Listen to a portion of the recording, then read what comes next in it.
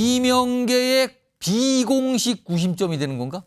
아니 90점인데 또 비공식 구심점은 뭔가요? 뭐 공식적인 자리를 맡지 못한다는 뜻일까요? 지금 민주당은 친명계가 주류가 된 거 아닙니까?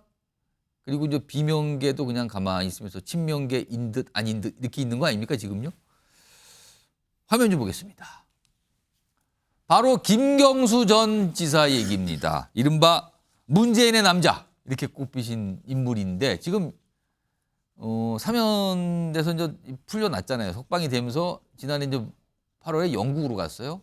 근데 오늘 19일에 잠시 귀국을 한다 그러네요. 왜냐하면 이 노무현 전 대통령 추도식 참석, 이게 15주기거든요. 요 참석을 목적으로 곧 귀국한다는 건데 일단 알려지기로는요. 뭐 개인 일정 소환 뒤에 6월 중에 다시 출국한다. 그렇다면은 5월 그리고 6월 뭐 한 달 정도 머무는 건가요? 그러면 대략적으로 그러고는 간다는 거예요. 일단 요 정도만 알려지고 있는데요.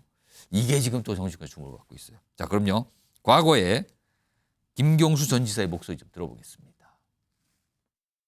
노무현 대통령께서 그렇게까지 국민 통합을 위해서 애를 쓰셨는지 지금 우리가 다시 좀 돌아봐야 되는 거 아닌가 하는 생각. 아마 이제 문재인 대통령님께는 뵙고 1년 정도 외국을 다녀오게 될 것 같다고 인사를 드렸었고요. 대통령께서도 격려를 해주시고.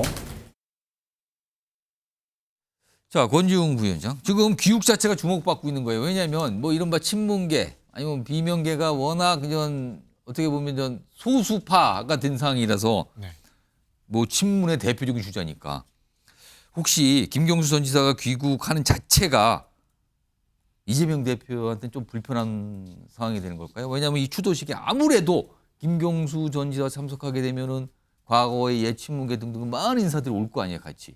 이 모습 자체가 이재명 대표는 불편할까요?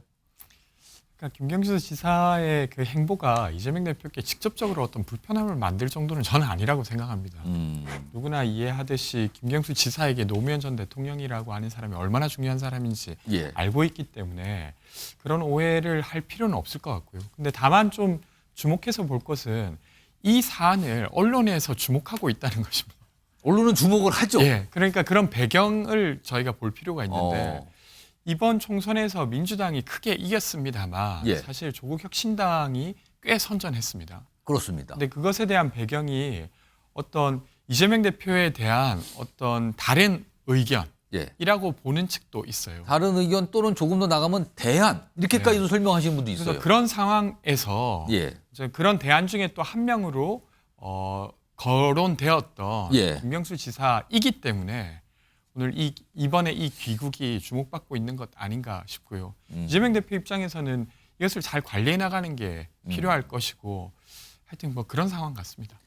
지금 화면 좀 보겠습니다. 지금 의미를 좀 부여해서 설명을 한 내용인데요. 이렇습니다. 마지막 비서관, 노무현 전 대통령의 마지막 비서관, 민주당 비주류에 90점 되나. 지금 뭐 드루킹 사건 때문에 징역 시험 선고받고 근데 뭐 출소 6개월 앞두고 그냥 사면됐잖아요. 형이 이제 사면에서 풀려난 건데 자격정지 상태예요. 그러니까 피선거권이 제한받고 있거든요. 그래서 2028년까지입니다. 5월까지. 그러면은 그 사이에 지방선거, 대선, 총선 다 열려요. 그러니까 지금 상태로 그대로 피선거권이 제한되면 아무것도 공직에 출마 못하는 거잖아요. 그래서 이 상태가 유지되면 90점이 귀국해서 90점이 되더라도 아무것도 맞지 못하는 비공식 90점 아니냐 이런 얘기가 나오는 거거든요.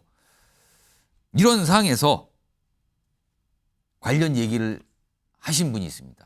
같은 당 소속은 아닙니다만 들어보겠습니다. 복권만 된다면은 피선거권은 언제든지 회복할 수 있는 상황이거든요.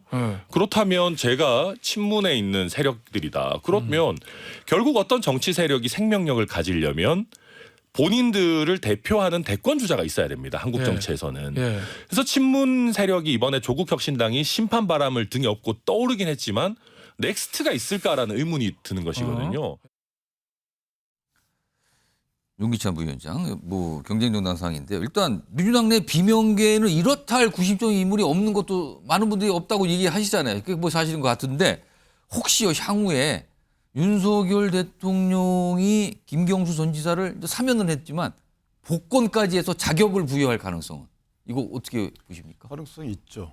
그렇다면 그렇다면은 뭐 실제 김경수 전 지사가 사면 자체도 본인 반대했잖아요. 예, 본인 안 받겠다 근데 그랬는데. 그러니까 사면 현재 상태에서는 뭐 날짜에 약간 차이가 있을 수 있지만 어쨌든 5년 이후인 2028년 7년도 12월 달에 제가 볼 때 복권되는 것 같아요. 예. 그러면 이제 대선 이후이기 때문에 그렇지만 복권 처분이 있게 되면 사실은 이제 자격 정지가 회복이 된단 말이죠. 그러면은 급속도로 친문 내지 친노 세력들이 그 김경수 지사 쪽으로 규합될 가능성이 커요. 그러면 이재명 대표는 왜냐하면 이재명 대표의 민주당의 지지율을 보면요. 지금 예. 많이 올라가 있지를 않아요. 당 지지율이 국내심에 그렇게 내분이 있고 대통령 지지율이 떨어짐에도 불구하고 예. 물론 조국 대표, 조국 정당과의 지지율 격차가 있어서 10% 뺀다 그러면 좀 다른 문제지만 어쨌든 당의 지지율을 보면 생각보다 그렇게 높지가 않단 말이에요. 그거는 예. 이재명 대표에 대한 반감 내지 아직까지 거리를 두고 있는 분들이 민주당 지지자분들 중에 많다. 그리고 이분들 입장에서 보면 대권 주자가 새로운 분이 나오게 되면 그리고 또 플랫폼은 마련돼 있잖아요. 조국 신당이라는. 예. 그렇기 때문에 저는 바톤 터치가 조국 대표로부터 만약에 김경수 지사 쪽으로 된다 그러면 예. 저는 개인적으로 3명의 주자가 치르는 대선이 될 수도 있다. 오. 이재명 대표가 있는 민주당, 그다음에 조국 신당의 또 색다른 주자 하나, 그다음에 이제 보수 정당의 주자, 국민의힘에 또는 3명 또는 4명이 될 수가 있고. 그거는 근데 그러려면은 복권이 돼야 된다. 그러니까 김경수 지사 입장에서 보면 복권이고요. 또는 만약 김경수 지사가 아니라 하더라도 저는 조국 신당이 수권 정당의 플랫폼으로 기능할 가능성 대단히 큽니다. 그러니까 김경수 전 지사 입장에서 보면 본인이 이제 그 특별 사면은 거부했지만 예. 저는 복권은 바랄 수 여지가 커요. 왜냐 지금 같이 이게 공동화된 적이 없거든요. 대권 주자가 없는 적이 없어요. 그렇습니다, 그렇다고 지금. 김영 옛 의원이 다시금 나온다. 그건 좀 쉽지 않을 것 같고 어쨌든 현재 같이 공동화돼 있는 정치적 공간이 열려 있는 이 상황을 김경수 지사가 그냥 지나갈까요? 저는 개인적으로 그렇게 보지 않고 문재인 전 대통령 입장에서 보면 이재명 대표가 사법 리스크가 다시 현실화되게 되면 예. 너무 위험이 큰 거예요. 그렇기 때문에 예비 주자 개념으로라도 김경수 전 지사의 복권은 아마 요구할 가능성도 있다. 민주당 측에서. 그렇게 생각합니다. 그러면은 갑자기 결과적으로 키를 윤석열 대통령이 쥐고 있는 셈이 되는 건가요? 복권에 대한 권한을 갖고 있는. 이제 또 묘하게 되겠네요. 만약에 이게 그렇게 진행이 된다면요. 자, 다음은요.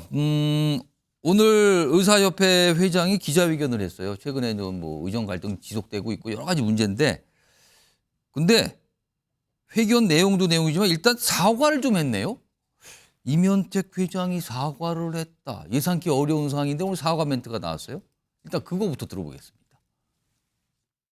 소말리아 의대생 졸업사진 올리시면서 커밍순이라는 글을 게시하셨는데요. 그 부분에 대해서는 제가 분명하게 사과드립니다. 생각이 짧았습니다. 오래된 몇 년 전에 올라온 기사인데 의사들 단톡방에 오른 걸 큰 생각 없이 제 SNS에 올린 것은 분명한 잘못입니다. 소말리아 의대에 얼마 전에 본인이 이 정부에서 이제 외국 면허 소지자들 이제 국내에 와서 진료할 수 있게 해주겠다. 이거 지금 추진 중이잖아요. 이걸 대해서 반응을 뭐 커밍순 하면서 소말리아 의대 졸업하시는 분들 사진 올렸잖아요. 그 화면 좀 볼까요?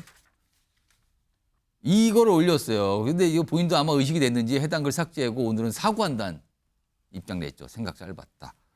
근데 사실은 이분이 굉장히 세게 발언했는데 오늘도 사실은 이렇게 사과하고는 동시에 또 다른 발언을 꺼내놨는데 이것도 지금 약간 얘기가 나와요. 자꾸. 일단 그 얘기부터 좀 들어보겠습니다. 정부에서 인정한 인증 대학들이 있습니다. 해외 의대, 뭐 헝가리 의대도 있고 우즈베키스탄 의대도 있고 어떤 사람들이 가냐면 한마디로 돈은 있고 지적 능력이 안 되고 그런 사람들이 갑니다. 국가고시도 재수 삼수 해서도 33%인가 그래요. 의료 현장을 잘 모르시니까 그런 말씀들을 함부로 하시는 거고요. 국민 생명을 함부로 여기는 말씀을 하실 거면 오늘 당장 사퇴를 요구합니다. 총리님에 대해서는. 의료계는 이제 통일된 안이 없다. 의료계는 변함없이 통일된 안으로 원점 재논의를 말해왔었죠. 자, 내용이 많은데 일단 앞부분 송영훈 의원님. 해외 의대를 거론하면서 돈 있고 지적 능력이 안 되는 사람이 가는 거다. 이거 어떻게 들으셨습니까? 정말로 그 임현택 회장은 선민 의식을 여과 없이 드러내는 그런 비하 발언을 서슴지 않고 하는 것 같습니다. 그 소말리아 의대 SNS 사진에 게시한 것 연장선상으로 봐야 되겠죠. 근데 사과했는데 또 바로 이 말을 또 같은 날 했단 말이에요. 그러니까요. 그리고 그 소말리아 의대 얘기도 잠깐 하면요. 그 사과도 사과 같지가 않은 게 그러면은 의사들끼리 단체 대화방에서는 그런 거 공유하고 자기들끼리 뭐 웃고 그래도 되는 겁니까? 저는 여전히 굉장히 그 의식에 문제가 많다고 보고요. 그래서 지금 임현택 회장의 저런 언행이 의료계 내에서도 이제는 반발을 사고 있습니다. 오죽하면 지금 그 전공의들이 서울행정법원에 집행정지를 신청한 사건이 또 있어요. 그 사건에 그 대리인이 공개적으로 이틀 전에 뭐라고 밝혔냐면은 재판에 악영향을 줄 수 있기 때문에 임현택 회장 법원에 오지 말라 그랬어요. 예, 방청을 오겠다고 하니까 그런 얘기를 공개적으로 했습니다. 그래서 지금 의료계 내에서도 아마 이제 임현택 회장에 대한 생각은 여러 가지로 좀 나뉘고 있는 것 같고 어쨌든 그렇다면은 양심 있고 양식 있는 의사들께서 저 임현택 회장의 저런 언행은 이제는 좀 못하게 막아야 되는 것이 아닌가 저는 그런 생각이 듭니다. 소영주 소장님, 임현택 회장이 한 뒷부분 국무총리 한덕수 국무총리에서는 잘 몰라서 그런다는 취지로 약간 얘기한 것 같고요. 그리고 지금의 뭐 단일 의견이 없다는 윤석열 대통령 지적에 대해서 있다. 원점 재논의가 단일 의견이다. 그러니까 증언 절대 못 한다는 거잖아요. 이거 어떻게 들으셨습니까? 그러니까 이제 뭐 이런 부분들에 있어서 국민들 중심으로 생각하지 않는다는 것이죠. 그리고 이 좀 인종차별 특정 국가에 대한 비하 부분들 생각이 짧아요. 그러니까 원점 재논의 부분이 국민들이 원하는 겁니까? 그게 아니잖아요. 그러니까 의협 부분도 이 부분을 정부하고 좀 유연하게 협상을 하려는 그 의지를 보여야 이 문제가 해결이 될 것인데 원점 재논의 이거 그냥 본인이 대한의협 회장이라고 해서 그런 정치적인 논리로 그렇게 맞설 필요는 없습니다. 그래서 국민 중심으로 생각했을 때는 이런 발언들은 좀 적절치 않고요. 저는 말씀드리는 거는 결국에 의협 회장, 저 이미 회장 이 발언도 굉장히 부적절했지만 결국에 정부가 의정 갈등 부분에 있어서 해결 능력을 못 보여주고 결국엔 궁여지책으로 지금 외국 의사도 의료 행위를 할 수 있도록 하겠다라고 하다 보니 또 이런 일도 사단이 발생하지 않습니까? 그러니까 지금 국민들 일선 의료 현장에서 엄청나게 고통받고 있습니다. 빨리 좀 해결을 봤으면 좋겠고 임 회장님께서도 원점 재논의만 주장하지 말고요. 좀 정부가 이 정도는 우리가 받을 테니까 정부도 가져오시고 이런 좀 논의를 했으면 좋겠다. 좀 그런 말씀드립니다. 알겠습니다.